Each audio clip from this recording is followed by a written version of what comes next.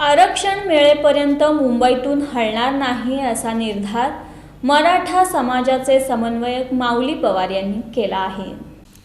छत्रपती शिवाजी महाराजांच्या पुतळ्यास अभिवादन करून मराठा समाज बांधवांनी मुंबईच्या दिशेने कूच केलं।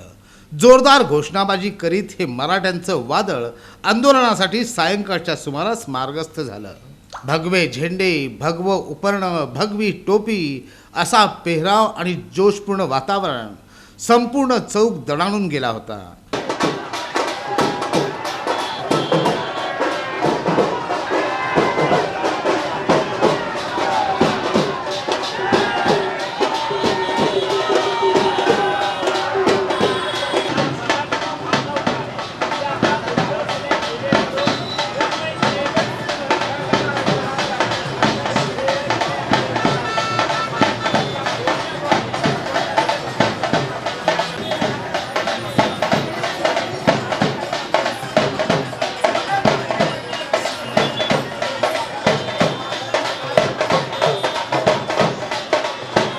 प्रतिक्रिया व्यक्त करताना सकल मराठा समाजाचे समन्वयक माऊली पवार यांनी आरक्षण मिळेपर्यंत मुंबईतून हलणार नाही असं स्पष्ट केलं।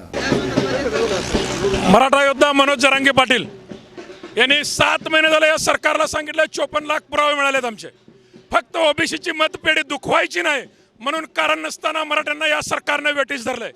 जोपर्यंत आरक्षण मिळणार नाही तोपर्यंत हे मराठे मुंबईतून माघारी येणार नाहीत। पूर्ण तयारीनिशी आमची शिदोरी, आमचं अंतरून पांघरण घेऊन आम्ही मुंबईवर चाललोय। मुंबईकरांना आव्हान आहे, या क्रांती मोर्चाचं तुम्ही 2017ला ज्याप्रमाणे स्वागत केलं त्याचप्रमाणे स्वागत करा। आमच्या मोर्चांचा इतिहास आहे, राजमाता जिजाऊ शिवाजी महाराजांचे संस्कार आहेत, त्या पद्धतीने मुंबईवर आम्ही चाल करून जातोय। आणि या सरकारनं जर आम्हाला आता न्याय नाही दिला तर हे सरकार पुढच्या टर्मला तुम्हाला दिसणार नाही। मराठा बांधवांना हक्काचं आरक्षण मिळालंच पाहिजे असं मनोगत छत्रपती शिवाजी मुस्लिम ब्रिगेडचे अध्यक्ष मतीन बागवान यांनी यावेळी व्यक्त केलं। या आंदोलनात पुरुषोत्तम बर्डे, आरिफ शेख, राजन जाधव, अनंत जाधव, विनोद भोसले, सूर्यकांत पाटील, हरिभाऊ चौगुले, अमोल शिंदे, फारुख शाब्दी, रवी मोहिते, गणेश देशमुख यांच्यासह मराठा समाज बांधव आणि भगिनी सहभागी झाले आहेत।